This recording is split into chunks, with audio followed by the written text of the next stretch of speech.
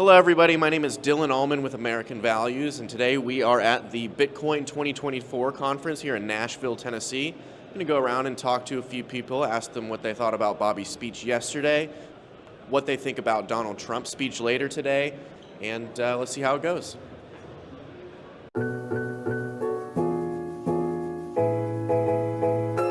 All right, so who am I here with today? My name's Justin. Hi, Justin. So did you catch RFK Jr.'s speech yesterday? I did, yeah. Awesome. What were your first impressions coming out of the speech? Coming out of the speech, I would say the first impression was just peak optimism. I don't know if everything he said is attainable, but I gotta like the spirit. Yeah? What were some of the key points in his speech that really gave you that sort of optimism?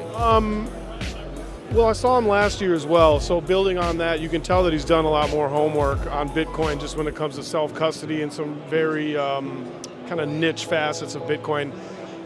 But he had some very high-level goals as well. Yeah, I liked what he had to say. I mean, he was talking about, personally purchasing Bitcoin with some of his proceeds from the Monsanto case, which was one, just showing he's personally invested, not just trying to, get political votes. And he said he wanted to buy, I think, 550 Bitcoin every day until we reach 4 million Bitcoin as a strategic reserve asset. So, I mean, if he could get that done, that would just be absolutely incredible to the whole space. So yeah, I like him in general. I've liked him for a while. I've been into the medical freedom space, so I've met him before at conferences. But yeah, I liked what he had to say, and that'd be amazing. So my mind was blown. It was clear to me that Bobby Kennedy has taken the last year to really educate himself on Bitcoin. There's not that many people that have read Soft War and know who Jason Lowry is. Clearly establishing a strategic reserve for the United States in Bitcoin is a huge move. Highly support it as a way to, pay down the national debt, even strengthen the U.S. dollar through paying down that national debt. And clearly, ensuring that poor and middle class working people don't have their wages ripped away by inflation. So do you plan to vote for him this November? We'll see where he's at in the polling. So I mean, yeah, I'd prefer to vote for him. So it just depends on is it a write-in? Is he on the ballot? Is he getting 10%? I don't know. But yeah, I'd like to see, I wouldn't be opposed to having him in there. Obviously, he kind of comes from a political family, which I would kind of say is a strike against him in my point of view. But otherwise, he's a very likable and relatable guy. And I don't know. If I remember right, he was the first person to kind of come out pro-Bitcoin as far as presidential candidates go. Obviously there's other senators and stuff that are involved. But yeah. It being clear that he did his research since then, does that give you a little bit more hope in his candidacy or in you believing whether he's genuine or not? I would say it does, for sure. I think he genuinely did the homework, or obviously somebody in his camp did, and he's had to take some time to kind of, download that information as well. So. Yeah, shortly into his actual speech, the teleprompter broke, so most of that was actually just off the top of his head, believe it or not. I had no idea. Yeah, I had no idea. He's great. He's got a lot of charisma, a lot of integrity.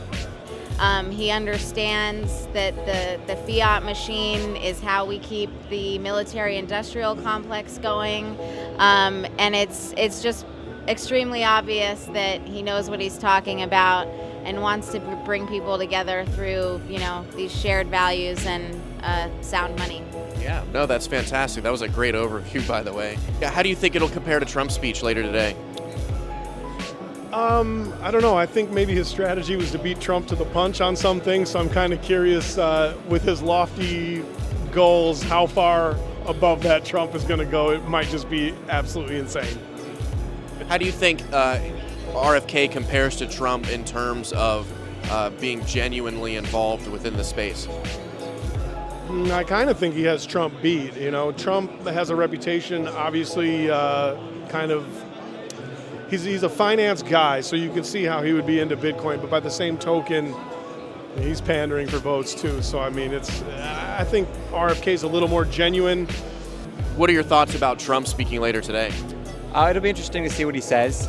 So, is he going to try to match what Kennedy says? I mean, obviously, a few years ago, Trump was saying, Bitcoin's a threat to the U.S. dollar. He's not into it, but you know how Trump is. with this kind of stuff. It's political. So, but either way, yeah, I'm excited that he's here. Excited to see what he has to say, and I think it's good for the space either way, as long as he doesn't say something that's harmful to the space, which I don't think is going to happen. You know, look, I'm happy to see people adopting Bitcoin and learning about it. Like Bobby said during the Q&A last night, I'd be interested to know how many Bitcoin Trump owns and whether he's fully committed in that regard. I hope it's genuine. You know, I question whether it's genuine at this point, but I hope it is. Okay, great. I think that's pretty much it. All right, well, thank you so much.